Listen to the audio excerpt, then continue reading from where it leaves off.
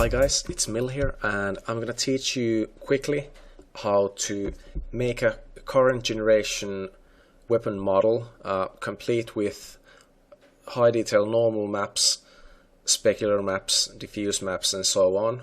I won't show you how to put it in a game engine because there are plenty of tutorials for that, but I'll try to show you how to make one. And English isn't my native language, so hopefully you'll be able to understand what I'm trying to teach. Regardless, let's start. First off, when you open Max, the first thing you want to do is go to the left viewport, and you'll want to hit Alt+B to bring up the viewport background dialog, and you'll just have to navigate to your side reference picture, which I have here, and you'll have to tweak the settings, the aspect ratio to match bitmap, and also lock zoom/pan, and that should do the trick. And if you hit Alt+W or click here, it'll maximize the active viewport, and I want to hit the grid, hide the grid, so I'll just hit G and that'll hide it. Now, if this picture is looking really blurry on your computer, I mean on your end, I'm using a pretty low resolution image, but 3ds Max by default doesn't really render textures at very high quality. So you'll want to go to Customize, Preferences, Viewports, make sure you're using DirectX 9 as your display driver, and when you go to configure your display driver, you'll want to max out all the settings, match bitmap size as closely as possible, change the text lookup and bitmap lookup to anisotropic and none, hit OK, OK again, and you want to restart Max after tweaking those settings, and it should hopefully display textures and images at a better quality. So anyways, let's start on the actual model. Max works with objects, so we'll have to create some primitive to make our receiver. Just anything will do really. We'll delete the primitive and use the empty object as a base for our own mesh. So after you've created the box, go to the second tab here, which is Modify, and right click on the box and convert to editable poly, so we can edit the primitive nicely. We could work with the box primitive as a base as well, but for shapes like this I like to create the polygons from scratch, so I'll just select everything and delete. And to create polygons, just go to polygon mode and hit create, and now I can just make the basic shape of the receiver, and we'll add some more shape to it soon with the cut tool and moving it around a bit. And I'll just go to vertex mode and tweak the vertices just a bit to be a little bit prettier, and so that the distribution along this curve is roughly even. And I'll also hit here to enable the graphite modeling tools, which is a pretty nifty toolbar here, and I'll select these couple of polygons here, and I'll align them on the y-axis because this edge isn't straight at the moment, and you should be able to see a little bit of difference there. And I'll just do the same to all the edges that should be straight. Tweak that just a bit, and now I can start using the cut tool in vertex mode to add some shape to it, and I'll use the same amount of vertices as on the top polygon there, to keep it in four-sided polygons when I connect them with edges, because when we're working with subdivision modeling, we'll want to keep the model in mostly in quads, because four-sided polygons subdivide nicely, whereas something like a five-sided polygon might not. Make a cut here as well. And I'll just align these again, because I like being precise. Just a little bit of tweaking as well. And I'll hide the grid here as well. And the selection bracket here is pretty useless as well, so hitting J disables that. And F4 toggles edged faces on, so I can see the edges nicely in the perspective mode as well, with smooth shading enabled, whereas the other viewports are by default in wireframe mode. I'll go to edge mode and I'll use the create tool to connect these vertices into four-sided polygons, and they're not quite even at the moment, so I'll just tweak them a slight bit, because I like being precise. Okay, now I can select this edge, hit loop here to select the entire loop, and I'll just move it like this to give it some curvature. Same on the bottom as well. And now I can use the Swift Loop tool here to quickly add a nice loop here. But be aware of that Swift Loop only works with four-sided polygons, so if I'm trying to use it here, it cuts off, as you can see, because this face here isn't four-sided yet. We'll fix that later on, but we'll want to make the basic shape first. And that's pretty decent. It's a bit blocky at the moment, so I'll just use Swift Loop. I'll try holding down Shift. Sometimes it follows the curvature nicely if you hold Shift down while adding the new loop. Sometimes it might not work perfectly. Might have to tweak it a bit to get a better result when it's done, but that's okay. Same here as well. That needs a little bit of tweaking first. Yeah, that's a lot better. And now I can easily, if I want to, use symmetry modifier to make the other side of the receiver as well. So I'll go to the modify list here and go down the symmetry, but you'll have to tweak the settings usually, because it's almost always a bit wonky if you don't. And you'll have to probably tweak the model, resulting model a bit as well. I'll just collapse it now.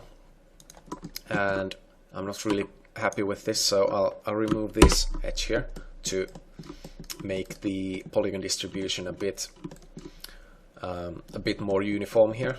And on the top, I'll move the top loop down just a bit.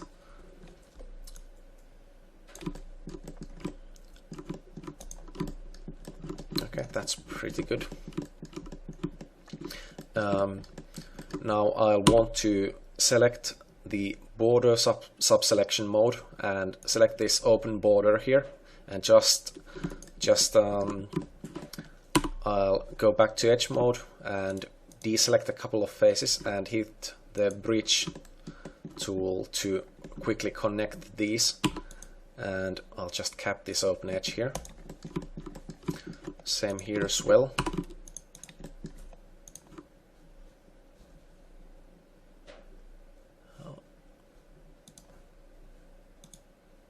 That should do the trick.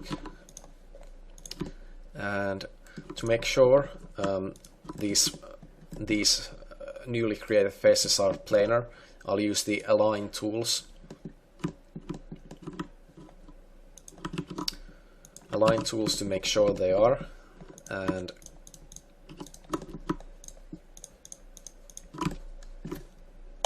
make planar here. As you can see, it's a little better.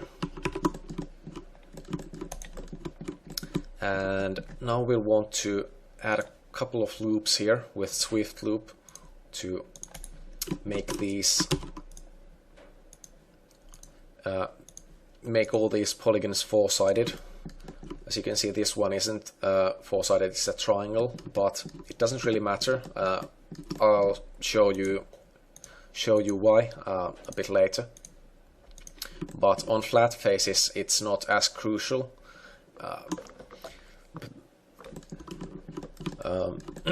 Because you can easily circumvent it with some tricks. And I'll have to add a couple of loops here for the ejection port, and I'll use the align on these as well.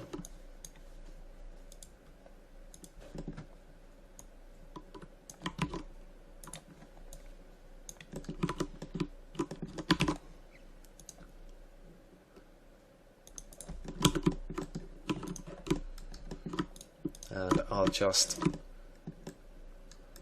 delete these faces here, and again select the border. And now I'm going to show you a really nifty trick.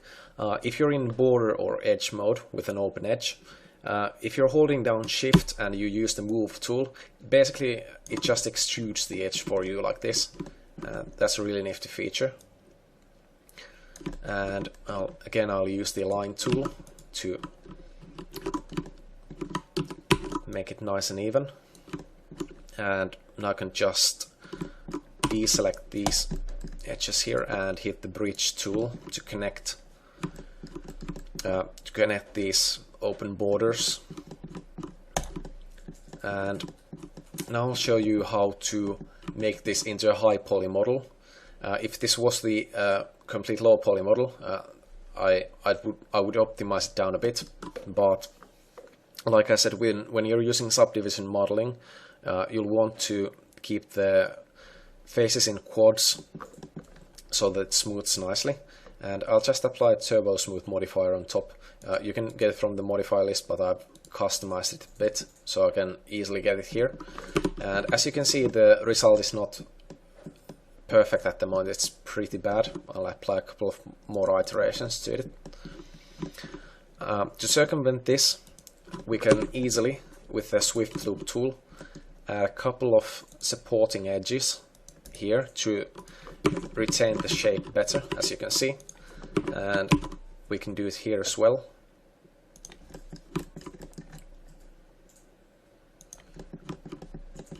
And on the flat faces here, on these both ends, I can just use the angle selection tool to easily select the whole face. Same here. And I'll just use the inset tool to make a nice supporting edge here for subdivision. And now you can see that's a lot better. I'll still have to add some loops here.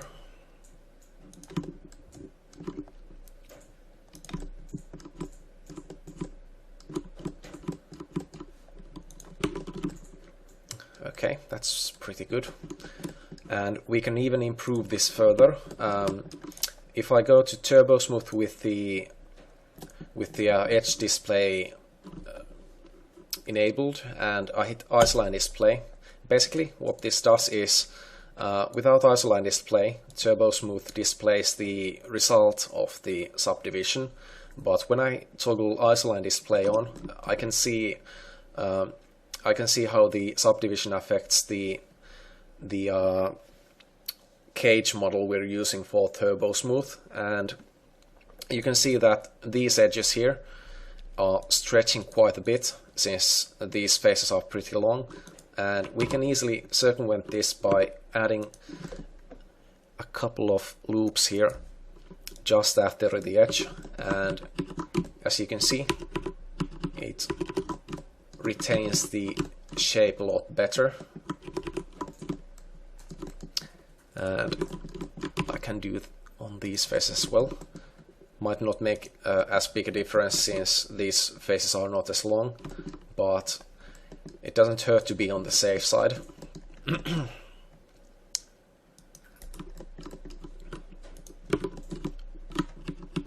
Yeah, well, actually that's quite a nice difference. Should be able to see. And the default material is pretty ugly here, so I'll hit M to toggle the material editor, and I'll assign a default gray material to the object here, and I'll give it just a bit of specular shine, and that's a lot better, a lot nicer to look at. That's basically the receiver. Now you're probably wondering where's the ejection port, but the M37 actually it ejects its spent casings through the shell insertion port here, and well, it's not completely accurate at the moment, but it's on the bottom of the gun, so it doesn't really matter. Just add a couple of loops here to make it subdivide a little better, because I'm a perfectionist. And now you're probably wondering how can we easily add these rivets on the side here without making our mesh super ugly. There's a really nice trick we can use. It's called floating geometry, and well, I'll show you how it works. There are a couple of ways I could use a sphere as a base for these and cut half of it, but I'll actually use a box for it, because a sphere doesn't end. A sphere doesn't end in quads, as you can see. The end is in triangles, so it won't subdivide as nicely. So I'll just use a cube, and actually, yeah, I'll just make the all the parameters, all the measurements the same, and apply a turbo smooth modifier to it, and now I can easily see that it's all in quads. And I'll also apply a spherify modifier to this to make it a little nicer, and I'll just collapse this, and I'll delete half of it, and I'll also need to scale it down a bit, but that's okay, I can do that later. I'll just position it and scale it up a bit to roughly match the reference, and I'll scale it down on the x-axis here to make it look a little better, and I'll just move it so it's roughly flush with the mesh, and I'll apply the same material to this as well, and let's apply a turbo smooth modifier to this. Add some iterations. As you can see, it smooths really nicely, and oh, sorry, I'll actually have to convert this to editable poly instead of editable mesh, because editable mesh is basically a legacy feature and it doesn't work as well, so avoid using it. Anyways, let's apply that turbo smooth modifier again, and now what I'm going to do is I'm going to go to the border mode here, and I'll hold shift down again to make a nice extrusion here, and I'll move this on the x-axis a bit, and again I'll make a nice outer edge for it, and now you can see that even though it's floating, it actually looks like it's a part of the actual mesh, and that's basically what floating geometry is about. I'll just add some supporting geometry so it doesn't look too soft. Maybe scale down this a bit.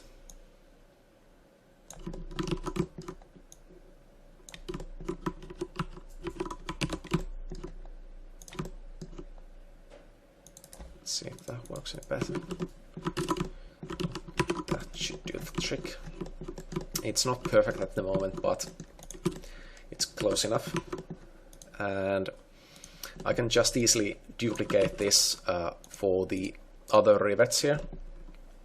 And in edge and border mode, move, scale or rotate while holding shift down basically extrudes like that, like I told you earlier. But in other modes, if you hold shift down, it'll actually clone the mesh, which is really nice. And I'll just scale this down a bit.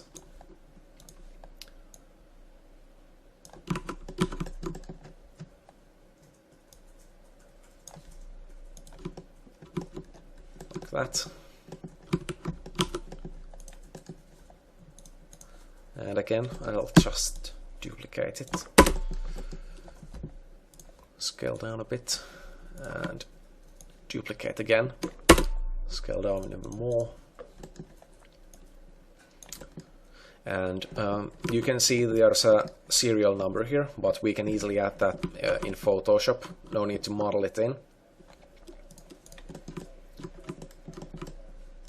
That's pretty nice.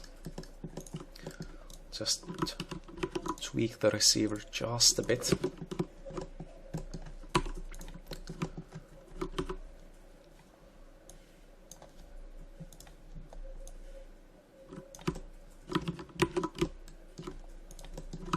Not by much, but anyways.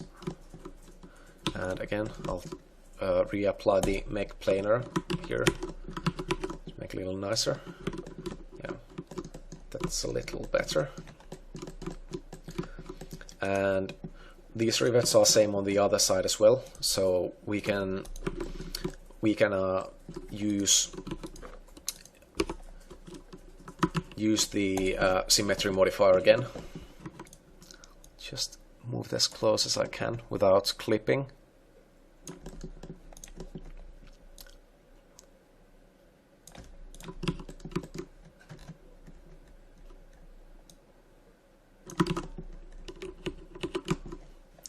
Okay, now I'll just put the symmetry modifier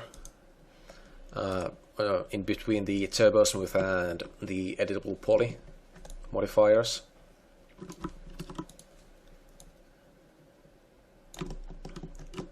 And again, I'll just move it as close as I can without making it clip. And I'll also apply an isoline display to these just to make the wireframes a little bit prettier.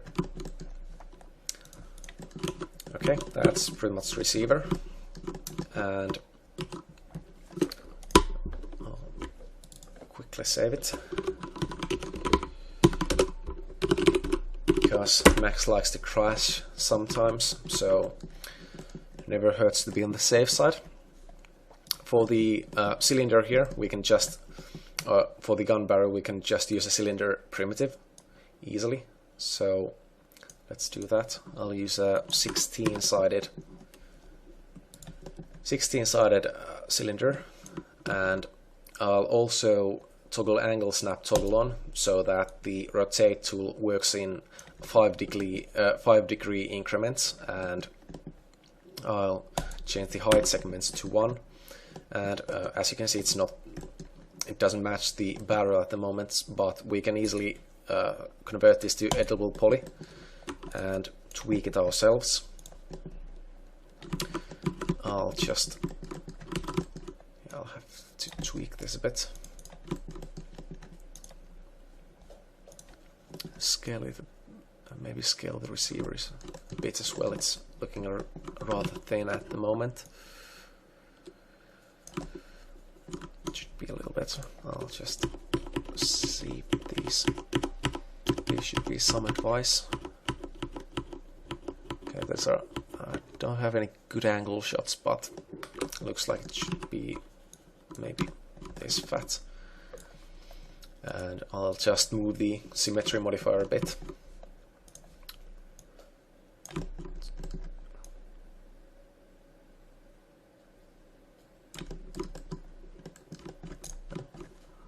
That'll do the trick.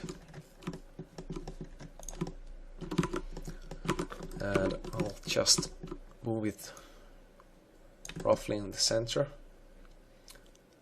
Of course, I'll have to scale this down a bit. I'll just actually I'll go to hierarchy first and center its pivot so that it scales down exactly from the middle.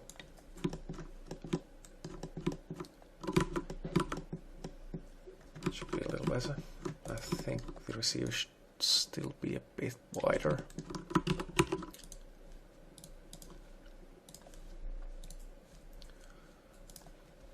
I just wish I had some better reference pictures so I could actually see how wide the receiver is supposed to be, but since I don't, I'll just have to eyeball it.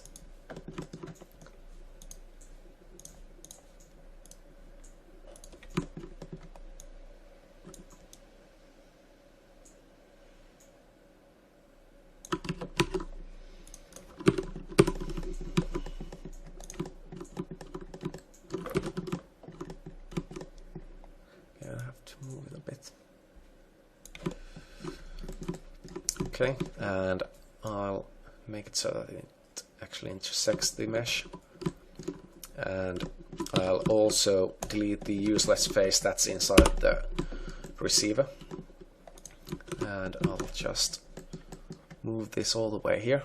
As you can see, it tapers slightly, so I'll use Swift Loop to quickly add a couple of loops and scale it down on the end a little bit. Something like that should suffice. I'll actually scale the whole thing down just a bit.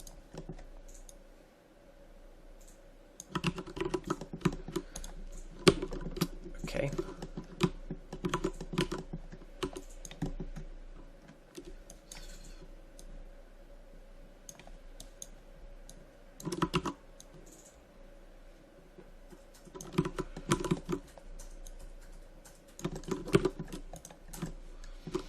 Again, I'll just apply the standard material to this as well, and I'll use the inset tool on the end here to actually I'll use okay I think I'll just use inset, and I'm gonna cheat a little bit. I'm not gonna model the entire cylinder hollow on the low poly, so I'll just make a slight bevel here, and I'll paint the whole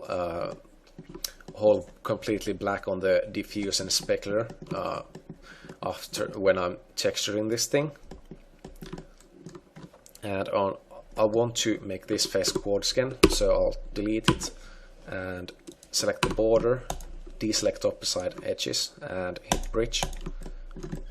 That's all in nice quartz, and I'll use a little bit of inset again to make some supporting geometry, and again I'll just Swift Loop a bit here, and I'll just hold shift down while using Swift Loop on the end here to make a slight bevel here,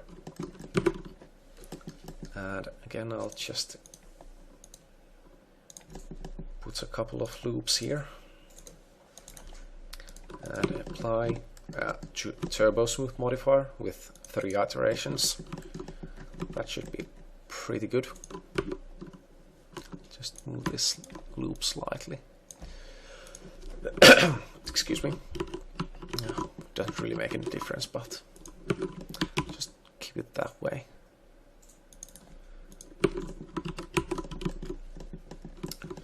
Okay, and I'll just duplicate a part of the mesh here because I'm lazy, and I'll just tweak this and it needs to be a little wider, so I'll just scale it down a bit, scale it up a bit.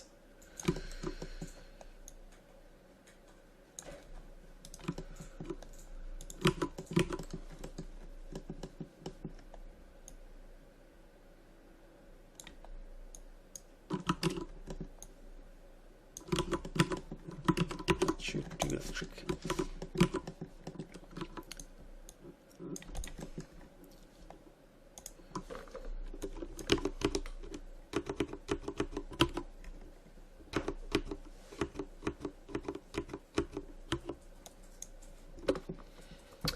Okay,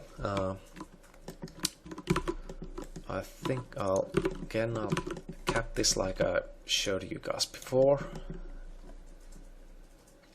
with the bridge trick, and I'll make a small bevel here.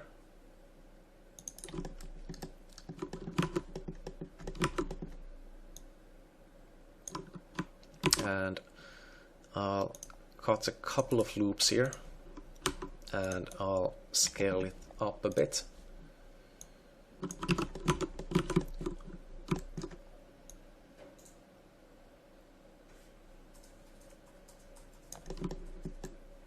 Okay.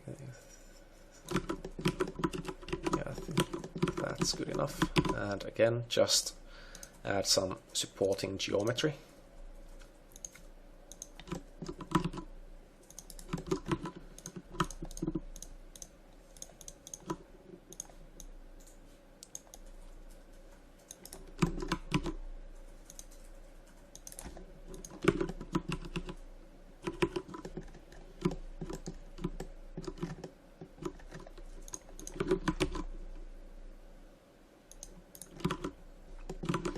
Okay,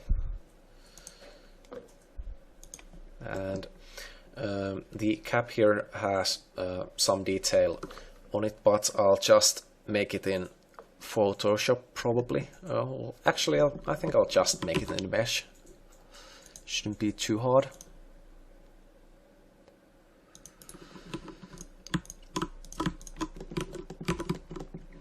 And I'll just use the bevel tool again. Okay, that's not very good. Let's see if it works with one. Yeah, that's not good. Extrude might work. Yeah, still not working very well. So, well, I'll just add a couple of loops here.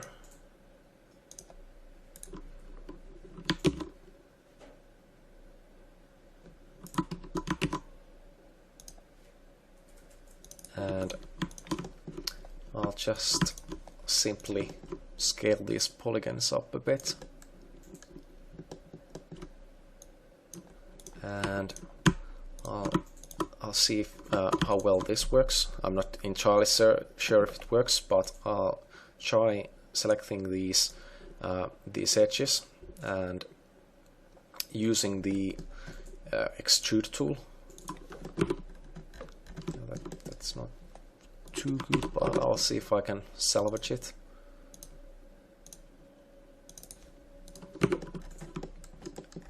Yeah, well, it's not perfect, but I think it's, yeah, and it's not entirely accurate, but I think it looks pretty good. So for the purpose of this tutorial, I'll just leave it at that.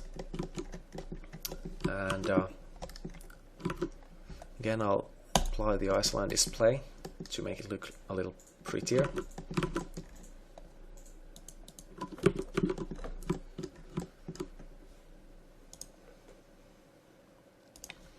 And I'll make this this little bit here next. So I'll select a part of this and hold Shift down and just use the scale tool to duplicate a part of the mesh and scale it up a bit on all axes, and move the whole way here, and just again just manipulate it to match the reference material. and I'll just delete a few faces here, and use the shift extrusion trick here, and bridge, and I'll just select only this element here with the element tool and hit hide unselected, so I can work only on this. And again, I'll just use the bridge trick to create mostly quads fast and easy.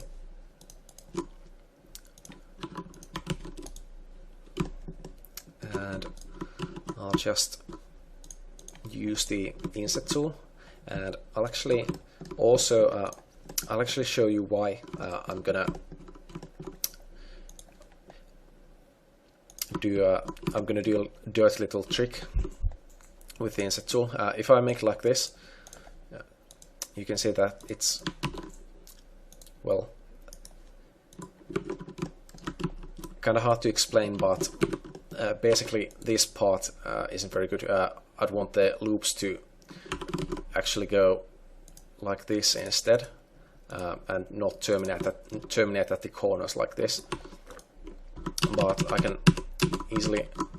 easily do that without manually having to fix it. I'll just include this face in the inset as well, and that should do that trick nicely. And I'll just add the loop here manually with the Swift Loop tool, and I'll just add a couple of loops here.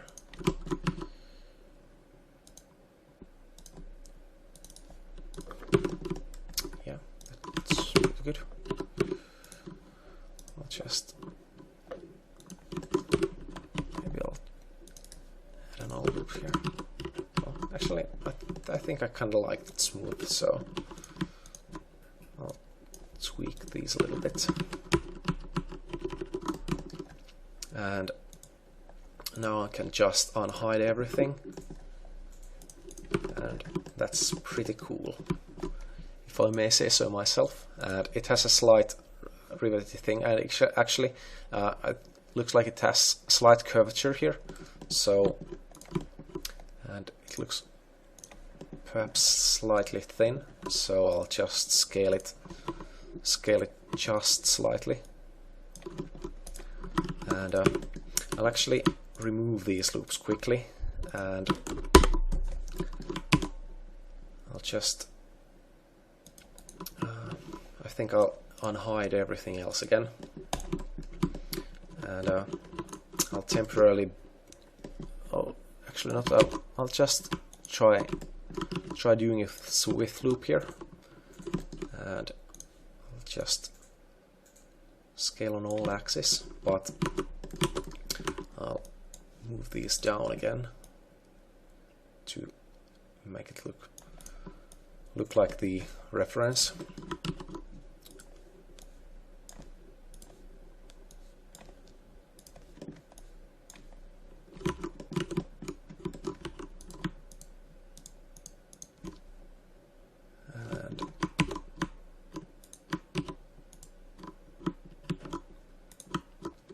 And I'll just use the chamfer tool.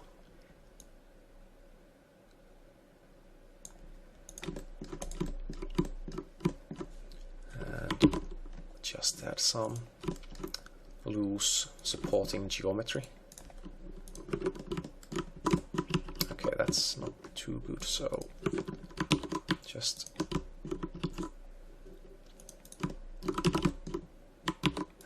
maybe I'll just remove this and move this a little closer to the edges.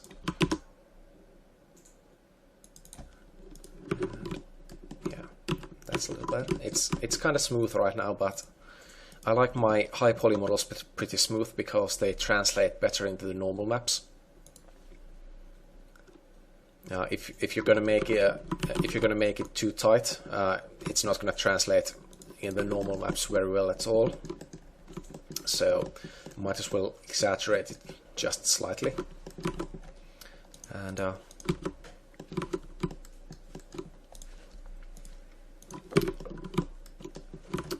Again, I can easily use floating geometry to make the rivet kind of thing here. So again, I'll just use a simple box. Actually, I'll make it as a cube, not a box, so it's uniform. And turbo smooth and spherify, collapse, and convert into editable poly. And again, just delete half of it, no, not the entire model, half of the sphere, and again just use the same tricks I showed you earlier.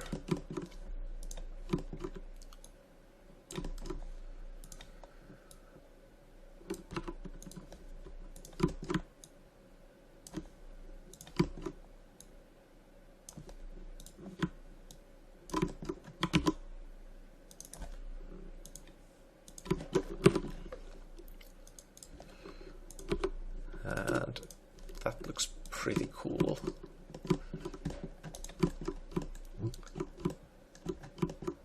And yeah, that's pretty perfect. I'll just scale it up maybe slightly. Yeah, that should do the trick. And again, I could use symmetry for it. I'll use it later. I'll just make this one side first and worry about using symmetry later on. And I'll just make any primitive for this part, and because we'll have to, excuse me, we'll have to create the polygons by hand again. But it's a pretty simple shape, so it shouldn't be too hard. And again, I'll just align them slightly because I'm a perfectionist.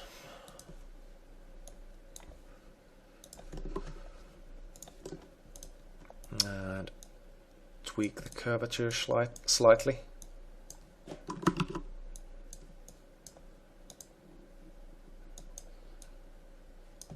To make it make the vertex distribution as even as possible.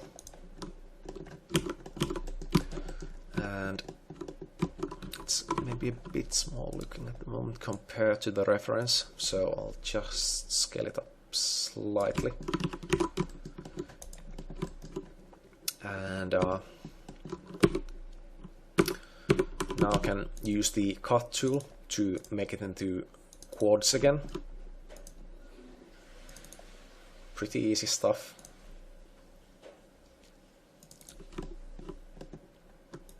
And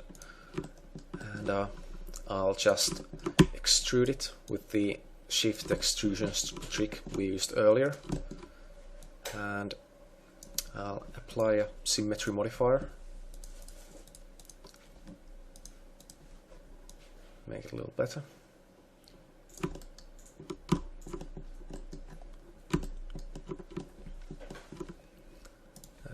Just move it slightly.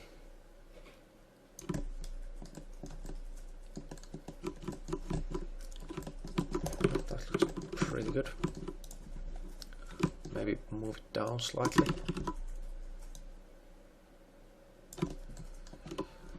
And again, I'll just add some supporting geometry, but I'm not sure if inset will work really well here. I'll have to try. Actually, it doesn't work really well right now due to the symmetry modifier, so I'll just use the cut tool here to manually cut some supporting loops here.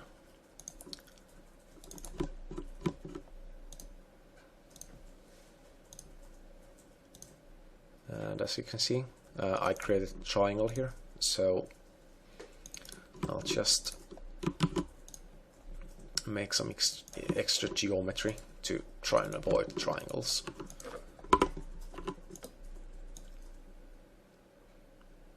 Should hopefully do the trick. And again, just use Swift Loop to add the supporting geometry to these parts here.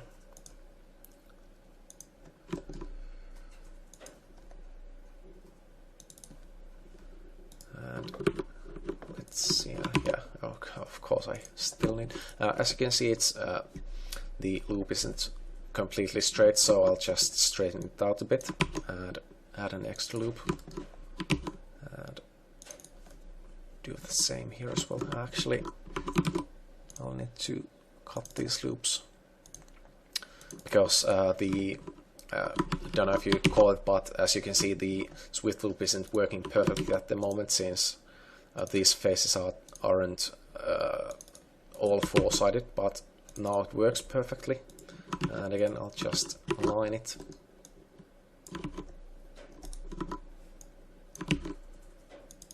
And that should work a little better.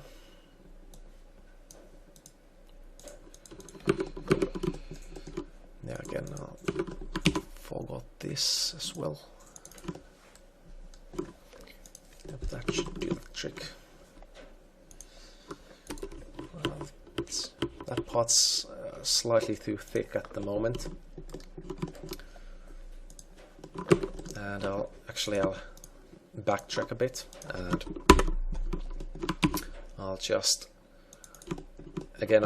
add a bit of curvature to the front part here.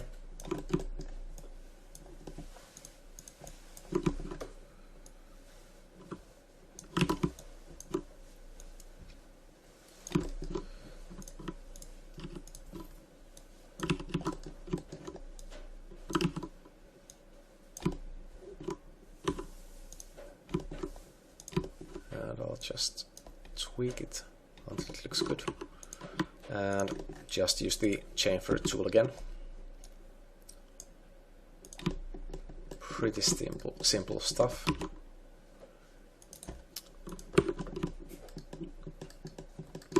And I'll just apply the standard material again. And let's see, yeah, that's pretty cool. Yeah, oh, I'll have to scale it down. Maybe slightly. I'll just center the pivot first and just scale it down slightly.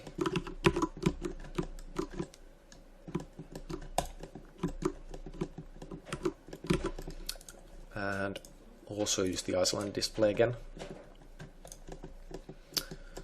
And I'll make the front side for quickly. It's pretty simple. It's basically just a sphere on the slightly extruded sphere. So I'll start with a box again, or a cube really, and again just subdivide it,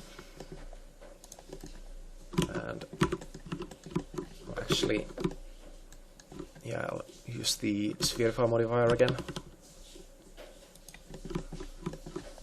and I'll try to center it.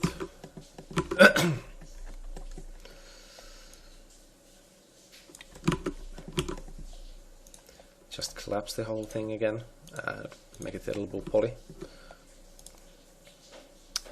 And actually I think I'll apply another turbo smooth and spherify pass. Excuse me.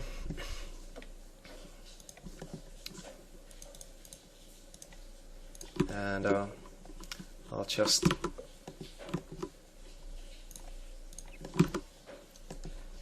cut it off around here, and I'll make it planar again, and just use the extrusion trick again. As always, it's one of the coolest features in Max.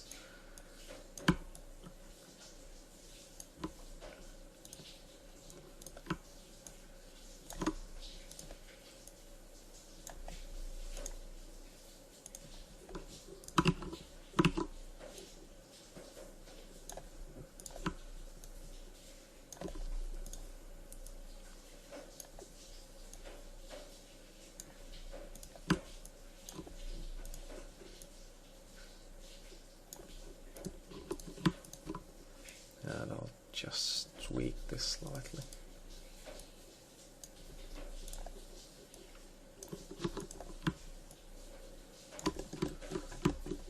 And again, just add a bit of supporting geometry.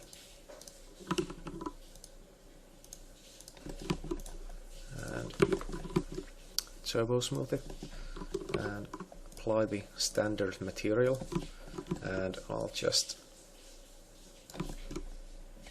move it down slightly and Aslan display.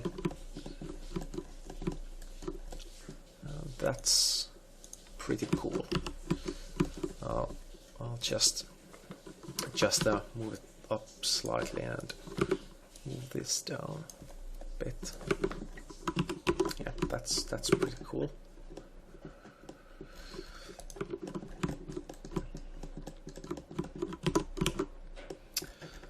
And now I'll show you how to make the stock here.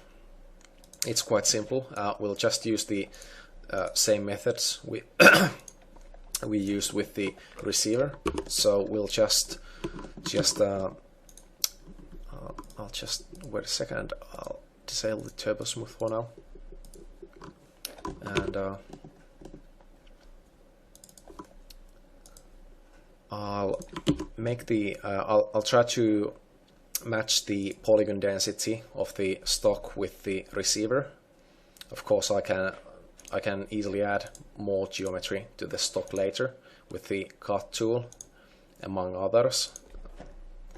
I'll just make the basic shape first, and I can easily tweak it later.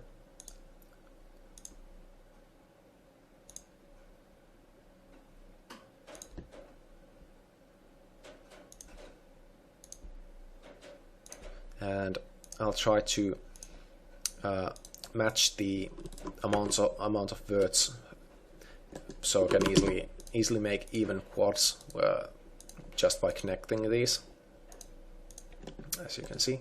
And I'll just use the cut tool to insert slightly more geometry here, and just again connect these. And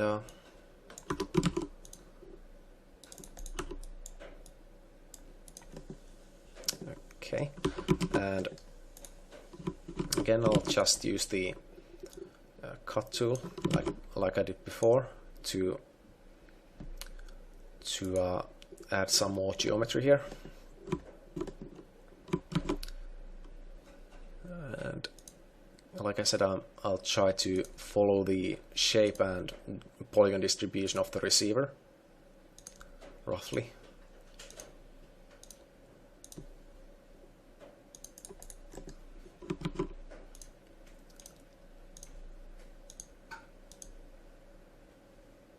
And that part needs a bit of tweaking to make the polygon distribution a little prettier.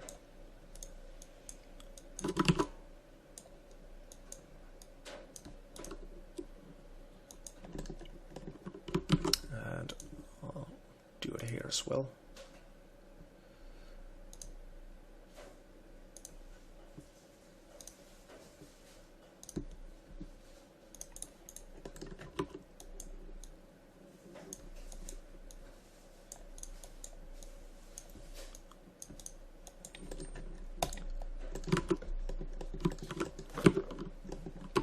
And I'll just select these loops and move them again.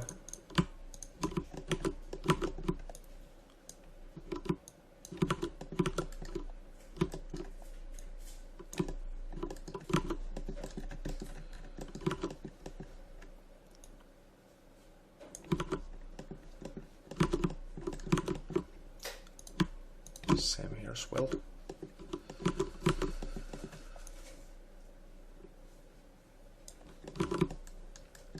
And I'll just apply the standard material again, and I'll reapply the turbo smooth modifier on the receiver, and again I'll just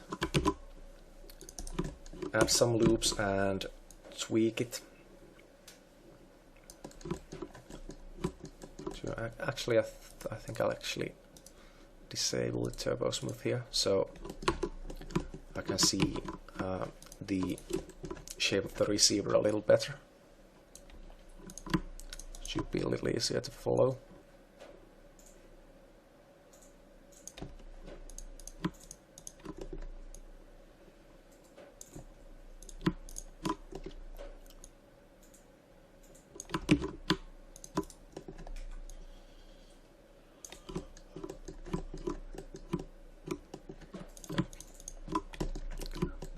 Pretty nice, and I'll just tweak it slightly more.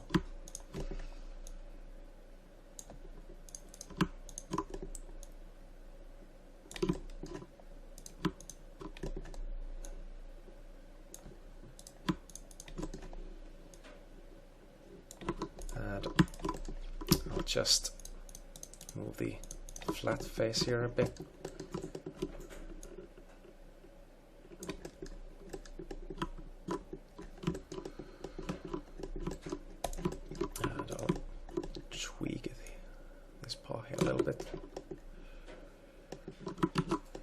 Actually, I might want to terminate that into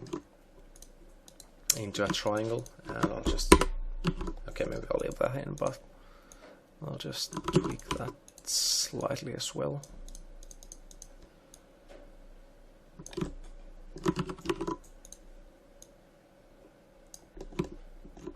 Okay. And yeah, of course I have to add them here as well. But I'm gonna cheat a little bit, and I'll just add this one loop on the bottom part here, since it's less important than the top of the receiver.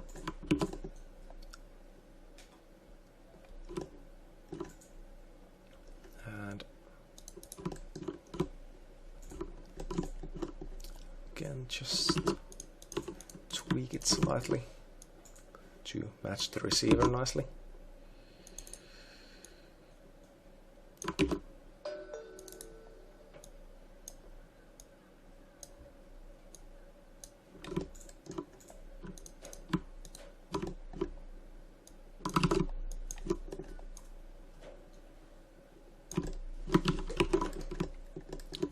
Okay, let's see how it works with the turbo smooth modifier. Pretty nicely.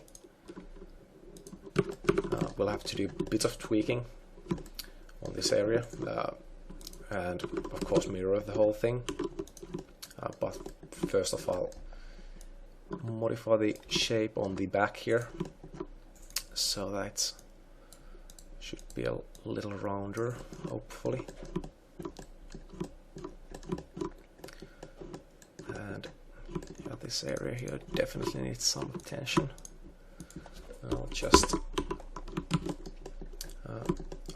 I'll just use the cut tool to make some supporting geometry here. And let's see, maybe that could maybe work. Not entirely sure, but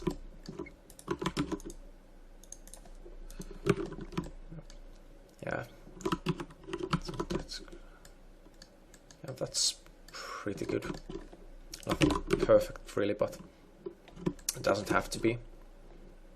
And as you can see, the this face here is five-sided, so swift loop terminates. But I'm just too lazy to fix it right now, so I'll just make a couple of swift loops and connect them nicely.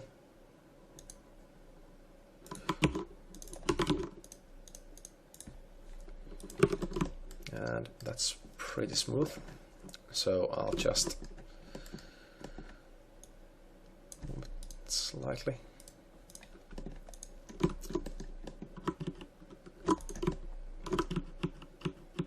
Okay, maybe I'll tweak later, but I'll mirror it first.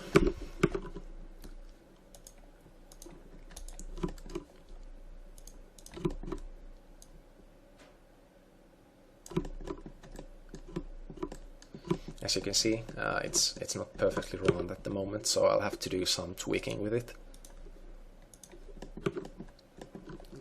But I'll collapse the symmetry modifier for now, so I can easily edit it. And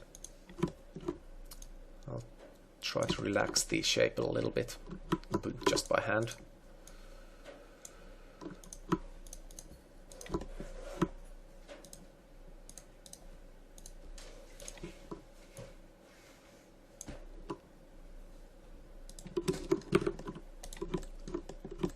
Yeah, that's a bit better.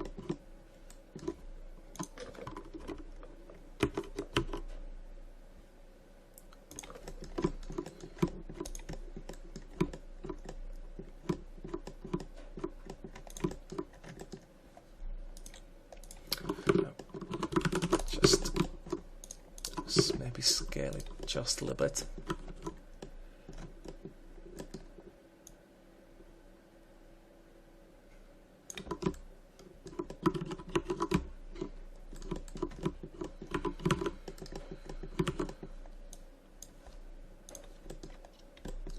And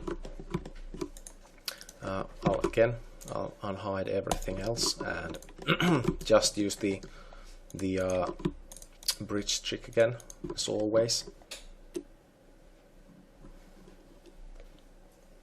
to make nice quads here, and get the triangles on the ends, same the back as well. Cap, you know, not cap, but bridge, and I'll edit that a bit as well.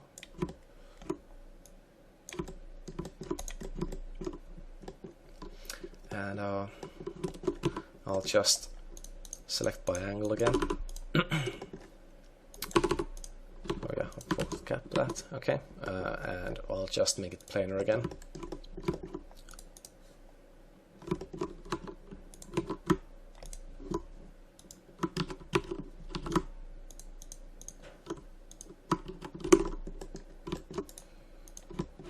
And I'll move it slightly closer to the receiver, so that there's not a huge gap between them.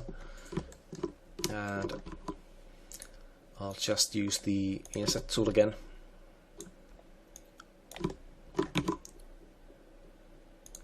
And add a couple of loops here.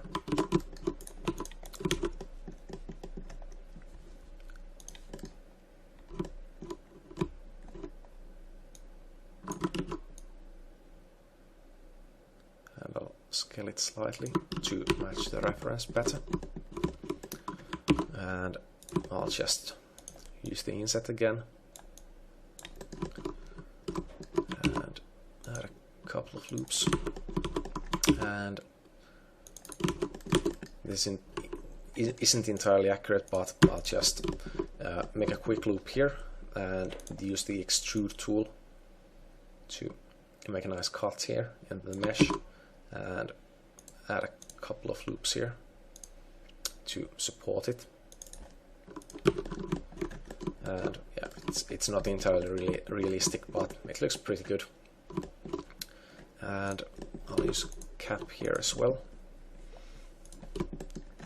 And actually I think I'll mess with bridge rather.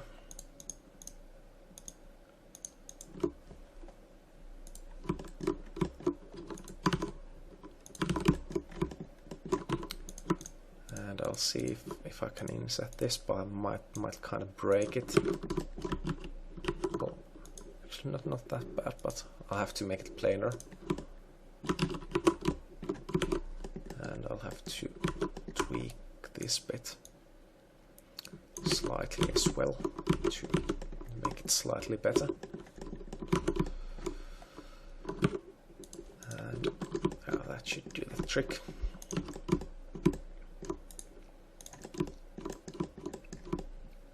That's pretty good. And now all that's left to be done for the high poly model is the pump, some slight tweaking and the trigger and trigger guard part here. And these are really easy to do. Again, we'll have to make our own polygons for the shapes here, but it's quite simple. And I'll just make the shape really roughly and add some geometry to support it later, and define the shape a little better.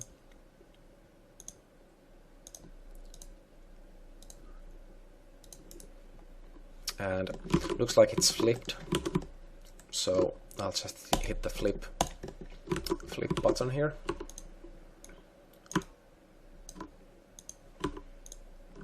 And I'll just quickly connect these into quads.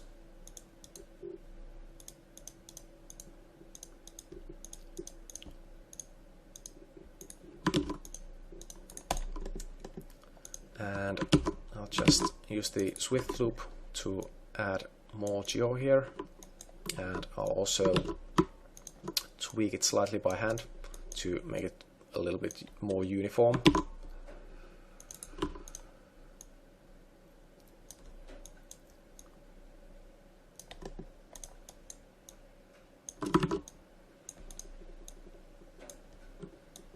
And it's pretty thick on this side at the moment, so I'll have to fix that as well.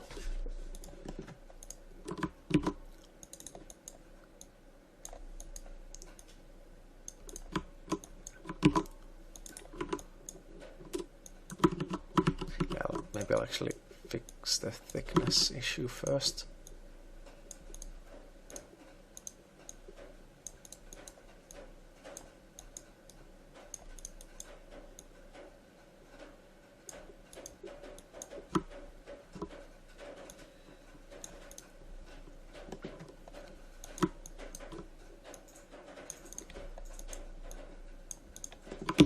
Okay, and now I can add some more geometry here.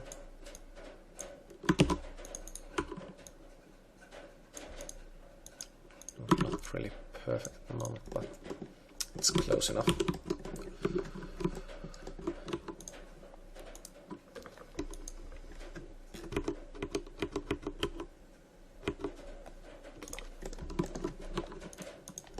Again, I'll just select the entire border minus these edges here and extrude it.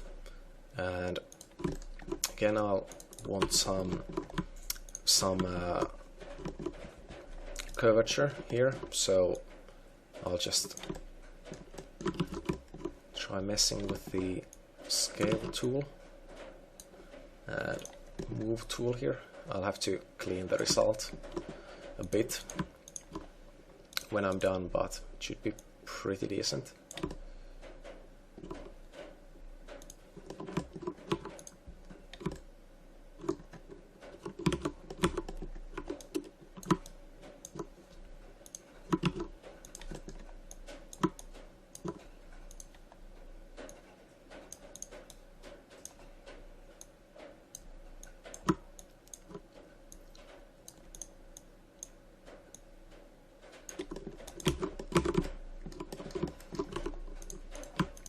Again, I'll just use the chamfer tool here, and I'll actually give it some more segments to see if that would follow the shape a little better.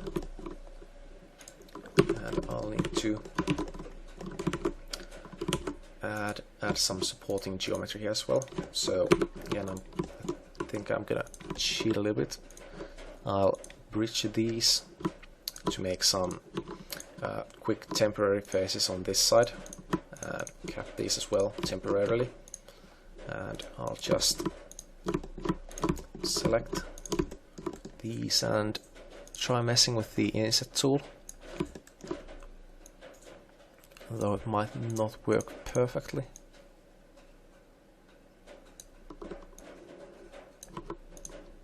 That should do the trick.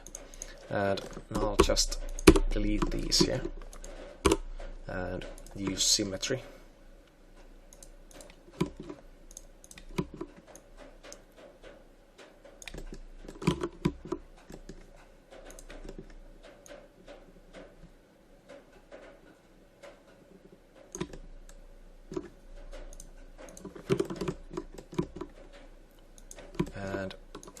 so I'll have to add a couple of loops before I can call it decent.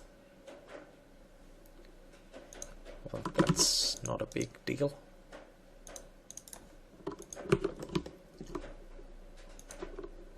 And again, I'll just apply the standard material,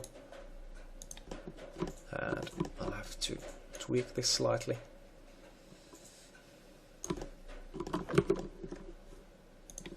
Line display always,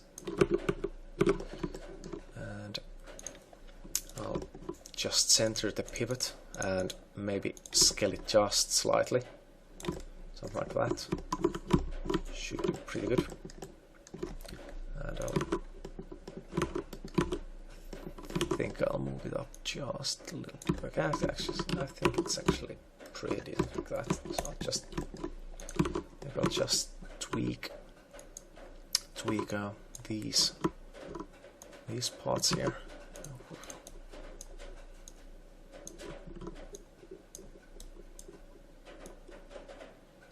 And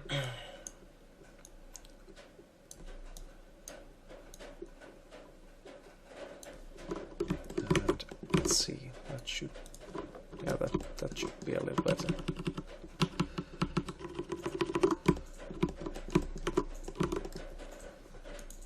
Still have to do a little bit of tweaking, nothing major.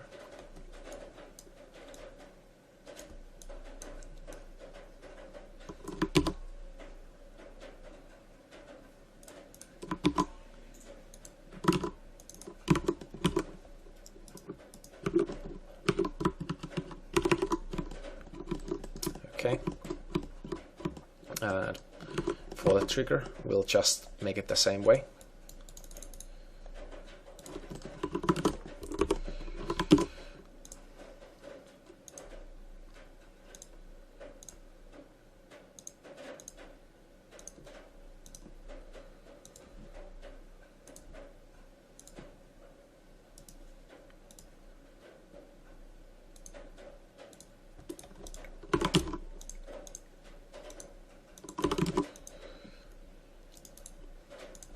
As you can see, we don't really need that many tools when modeling stuff.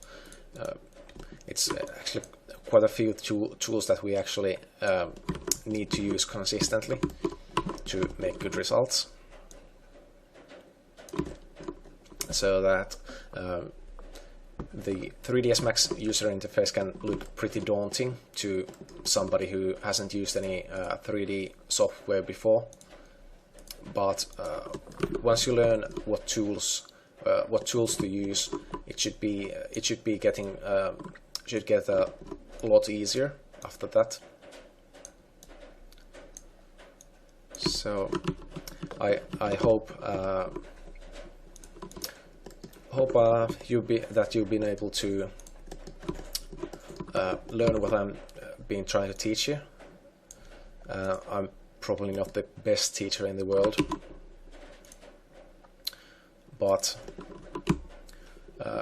if you've got any questions, you can just ask me on my YouTube channel, or any of the forums I frequent, and I'll be happy to help. And the shape of the trigger is a bit wonky, and it might be a bit hard to try to use the inset tool on it. So I'll just manually cut all the support geometry for the trigger here, at least this side. And I'll just tweak the other side slightly. And again, just use the extrusion trick. And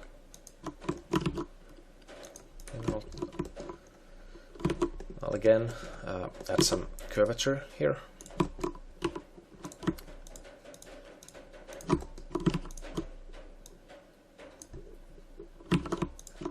Just deselect that.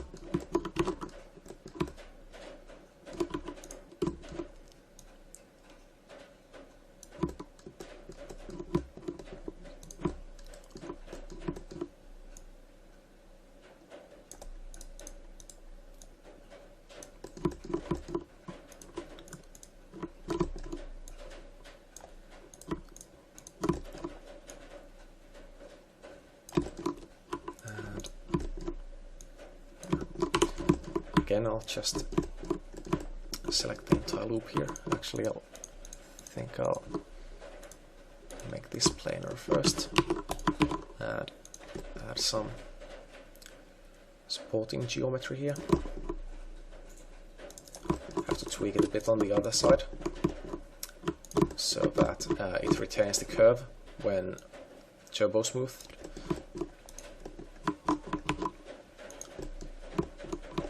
And that should be it. Of course I'll have to actually chamfer it first.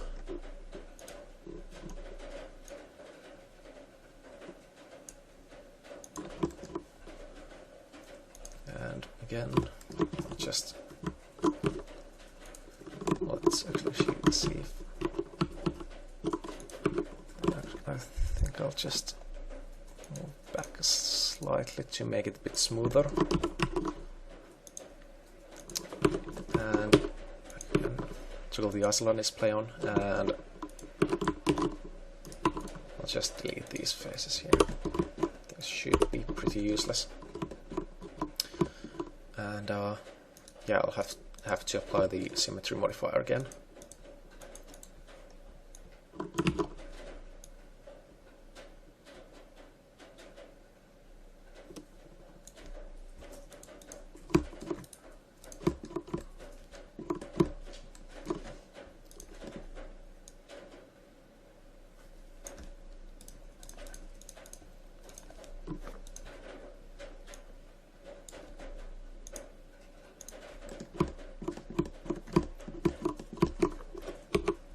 And again, apply the standard material, and that's pretty good. I'll just maybe move it down just a little bit, maybe rotate a little bit. Yeah, that's not good. I'll just not fuck with it. And I need to add this part here. That's really easy. It's just basically a cylinder. And I'll use something like 10 sides for it.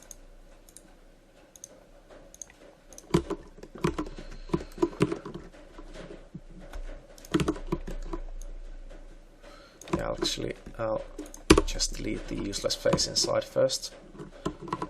And I'll just move it so it almost intersects with the mesh again. Move it down a little bit, and go slightly like this.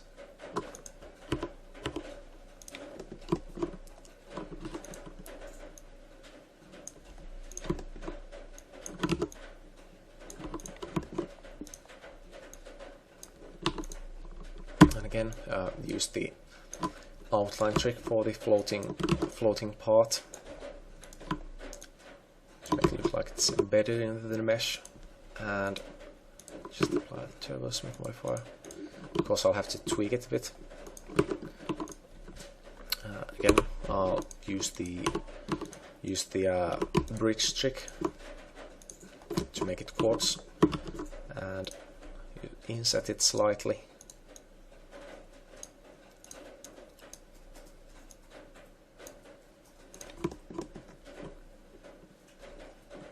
Actually, I'll inset it a lot more, and I'll show you why. I'll make some roughly even loops here, and I'll select them all with the loop tool, and maybe scale down just a little bit, and I'll use the extrude tool. Maybe I'll use it with the parameters.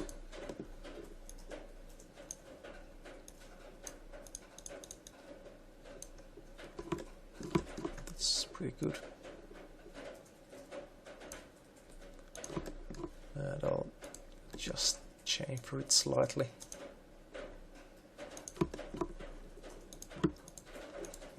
Same with these here. just slight chamfer. And okay, maybe not that much.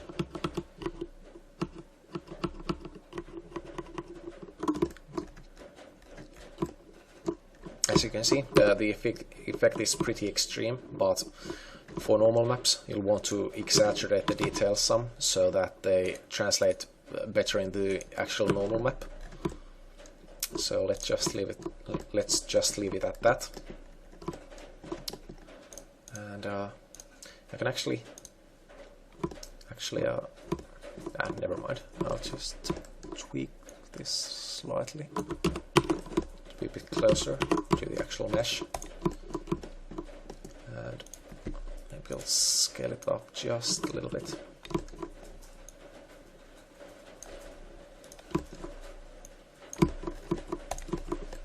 That's pretty cool.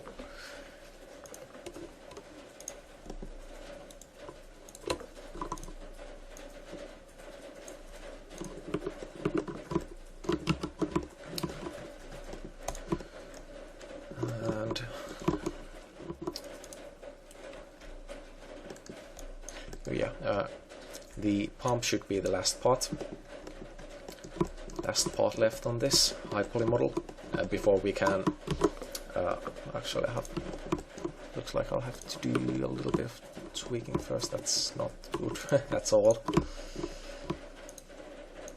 So just delete that temporarily here as well, so that I can easily select just one side. And I'll try removing it and adding it with Swift Loop while holding Shift down.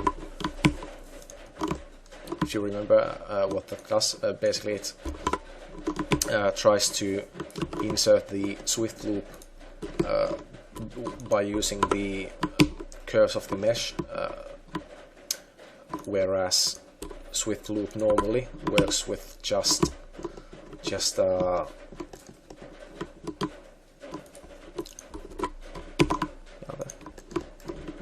well, that's without shift, and that's with shift.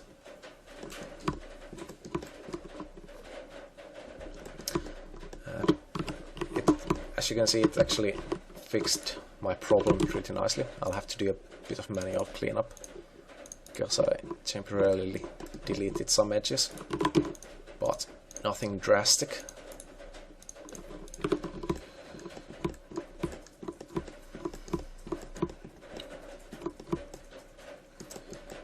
And okay, let's actually make that ice line first. And let's move on to the pump here. It's pretty simple as well. Let's use 16-sided. Actually, let's use more, since the barrels were 16-sided and this is a little bigger. So let's use, say, 20 sides.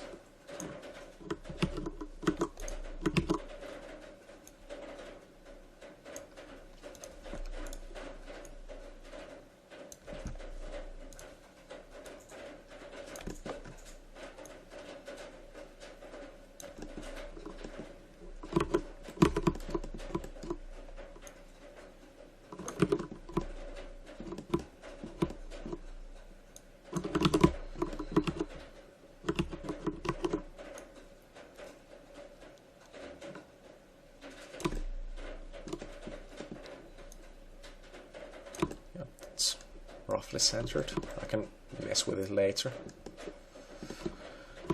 And again, let's just convert it to editable poly and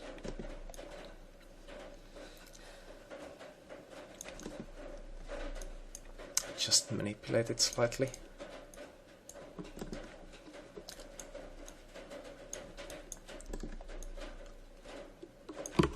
And for the ends, we can easily use the bevel tool.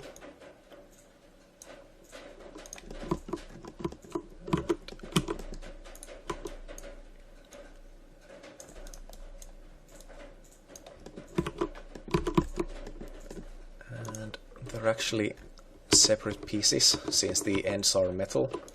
So I'll make a small loop on both ends here, and actually let's just move them slightly further, and I can move them closer later on. I'll just select them for now and use the extrude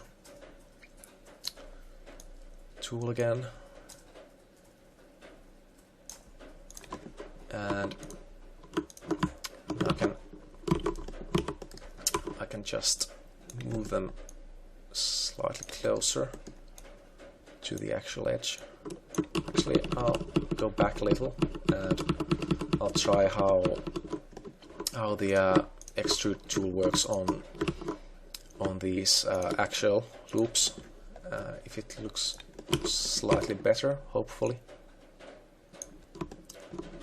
Yeah, that should be pretty good. I'll just add slightly more curvature before I do that. And let's try, yeah, that's pretty good.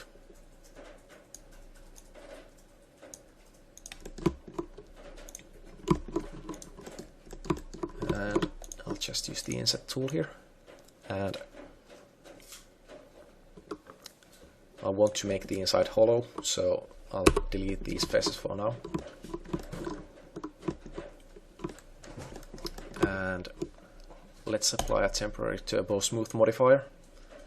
And you might be able to see that the pump isn't completely straight. It has a slight bulge kind of thing on it. So we could probably do this. We can do it by hand, or we can probably use a modifier to deform it.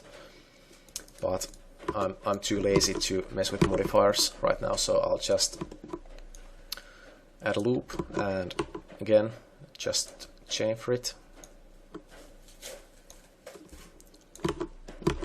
And I can just tweak the amount of segments to get the edges for those grooves on the pump.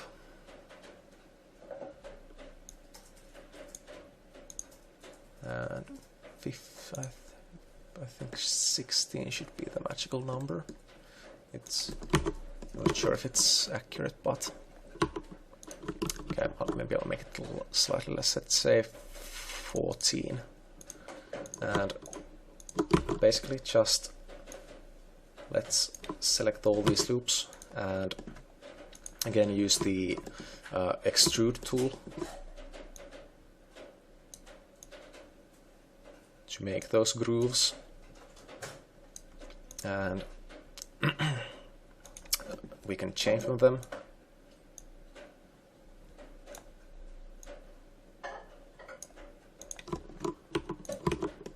And this might be slightly tedious, but I'll just select all the middle faces here,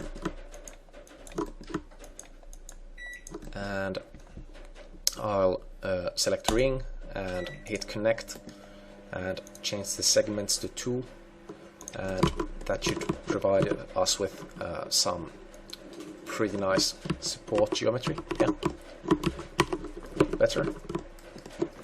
And again, I'll just apply the standard material here, and I'll make a slight cut here just before it meets the barrel, and I'll hide everything else, and I'll just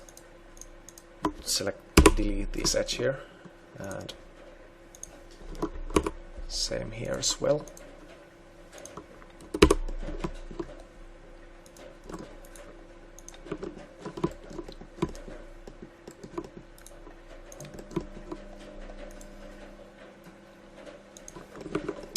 And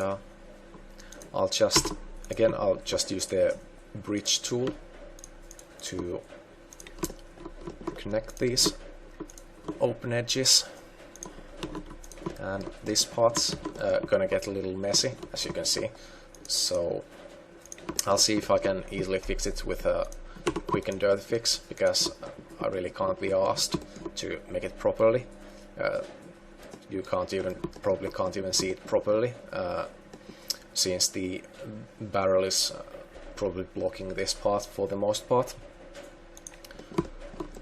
And I'll just add a quick loop here.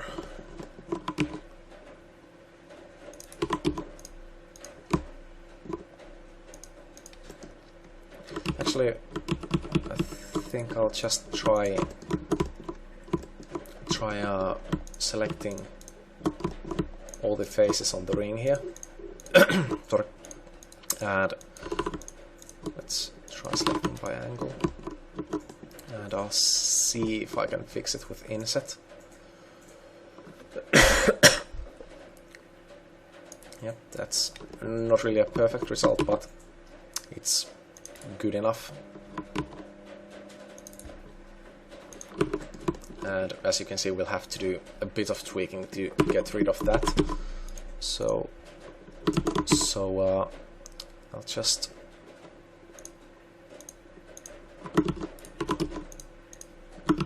see if I can fix it without having to make all the loops here.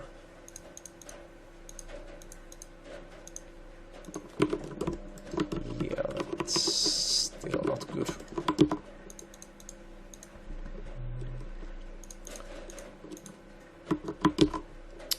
Well, no worries, I'll just pause it so you don't have to watch. Okay, so I managed to fix it. Basically, well, it was kind of, it was kind of tedious. I had to kind of connect most of that by hand, but anyways, such is life sometimes with subdivision modeling. But anyway, well, it smooths nicely, so that's the most important thing. And that pretty much concludes the high poly model. I'll have to do some mirroring for the other side and stuff, but you should be able to make your own model, hopefully, with these tips. And feel free to ask me for advice on my YouTube channel or in the video comments if you need help. Actually, I'll have to put a small loop here. Yeah, that's a lot better. Perfectionism, like I said. I might fix the model some up before the next phase, but nothing too drastic, hopefully. Anyways, thanks for watching.